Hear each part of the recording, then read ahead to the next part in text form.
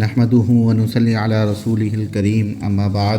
محترم حضرات، آج ہم آپ کے سامنے حضور اکرم صلی اللہ علیہ وسلم کی سیرت کے ایک اہم حصے غزوات اور سرایا کے بارے میں بات کریں گے۔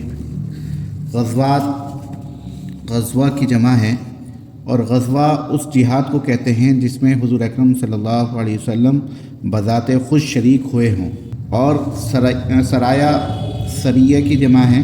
سریہ اس جنگ کو کہتے ہیں جس جنگ میں حضور اکرم صلی اللہ علیہ وسلم شریک نہ ہوئے ہوں۔ غزوات کی تعداد 23 ہے اور سریہ کی تعداد 43 ہے۔ ان 23 غزوات میں سے صرف 9 غزوات میں لڑائی ہوئی ہے، باقی میں صلح ہو گئی یا دشمن دب گئے اور لڑائی نہیں ہوئی۔ وہ 9 غزوات جن میں لڑائی ہوئی ہے ان کے نام یہ ہیں۔ بدر 2 ہوئی ہیں، بدر کی پہلی لڑائی اور بدر کی دوسری لڑائی، تو ان دونوں میں جنگ ہوئی ہے۔ غزوہ احد، غزوہ احزاب، غزوہ احزاب ہی کو غزوہ خندق کہتے ہیں، غزوہ بنو قریظہ، غزوہ بنی مصطلق، غزوہ خیبر، غزوہ حنین، غزوہ طائف۔ ان میں سے کچھ کے بارے میں ہم تفصیل سے بات کریں گے۔ مثلا اسلام کی سب سے پہلی جنگ جس کو فرقان بھی کہا جاتا ہے، یوم الفرقان بھی کہا جاتا ہے، اس کے بارے میں ہم تھوڑی سی تفصیل بیان کریں گے مختصر انداز میں۔ غزوہ بدر یہ سن 2 ہجری میں ہوا تھا۔ اس کا پس منظر یہ ہے، اللہ کے نبی علیہ السلام کو یہ بات پتہ چلی کہ مکہ والوں کا تجارتی قافلہ شام سے لوٹ رہا ہے۔ اللہ کے نبی علیہ السلام کو اس بات کی بھی اطلاع ملی تھی کہ اس تجارت سے جو نفع ہوگا اس نفع کو مسلمانوں کے خلاف استعمال کیا جائے گا۔ اس لیے اللہ کے نبی علیہ السلام نے سوچا کہ اس قافلے کو یہیں روکا جائے، اور تاکہ مسلمان آئندہ کسی بڑی آفت سے بچے رہیں۔ ادھر مکہ والوں کو بھی یہ اطلاع پہنچ گئی تھی کہ ہمارے قافلے کو روکا جا رہا ہے، اس لیے وہ بھی ادھر سے نکل گئے۔ تو اللہ کے نبی علیہ السلام اس قافلے کو روکنے کے لیے کچھ مسلمانوں کے ساتھ مدینے سے نکلے۔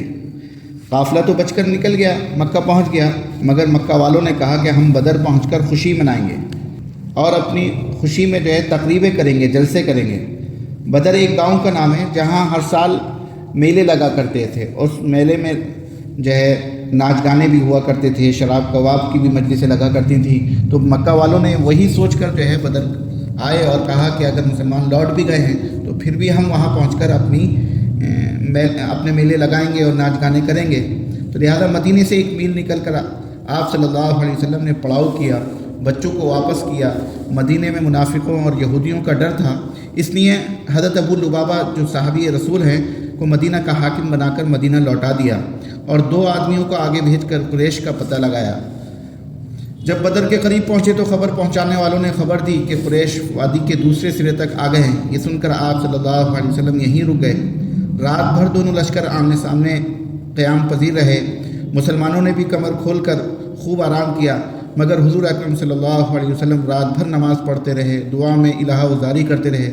صبح ہونے کو آئی تو مسلمانوں نے نماز ادا کی۔ نماز کے بعد جہاد پر اللہ کے نبی علیہ السلام نے وعظ فرمایا۔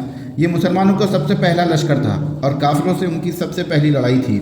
کچھ قریشیوں نے چاہا بھی، جو مکہ سے آئے تھے، کہ یہ لڑائی ٹل جائے اور ابن حضرمی کا خون بہا اس کے وارث کو دے دیا جائے۔ عتبہ جو قریش کا سردار اور حضرمی کا حلیف، اس کے لیے تیار بھی ہو گئے تھے، مگر ابو جہل نے اس تجویز کو کامیاب نہیں ہونے دیا۔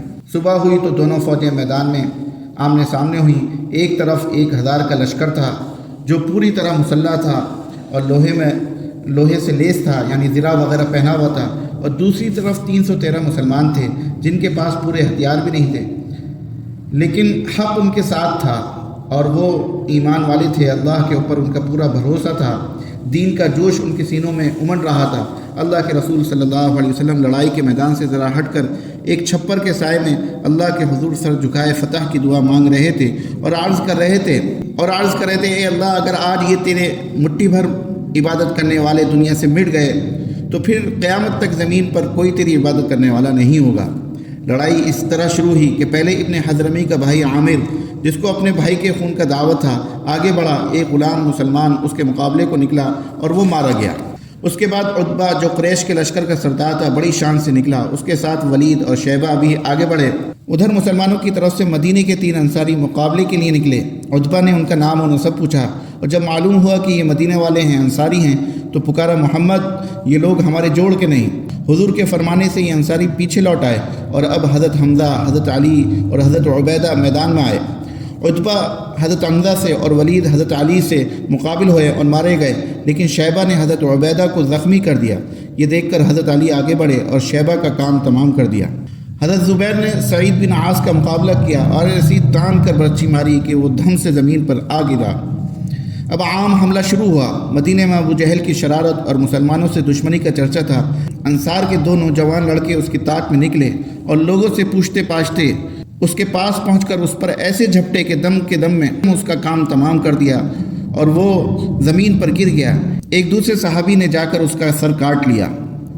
روایتوں میں آتا ہے کہ وہ عبداللہ ابن مسعود نے ان کا سر کاٹ لیا تھا۔ عتبہ اور ابو جہل کا مارا جانا تھا کہ قریش ہار کر بھاگنے لگے اور مسلمانوں نے ان کو پکڑنا شروع کیا۔ قریش کے 70 آدمی جو مکہ کے بڑے بڑے رئیس تھے مارے گئے اور اتنے ہی آدمی یعنی 70 ہی آدمی گرفتار ہو گئے اور مسلمانوں میں سے صرف 14 بہادروں نے شہادت پائی۔ خدا کی عجیب قدرت ہے کہ 313 آدمیوں نے جو ہتھیاروں سے بھی پوری طرح سجے ہوئے نہیں تھے 1000 کی فوج کو ہرا دیا۔ یہ سچ اور جھوٹ اور اندھیرے اور اجالے کی لڑائی تھی۔ سچ کی جیت ہوئی اور جھوٹ کی ہار۔ اندھیرا چھٹ گیا اور اجالا چھا گیا۔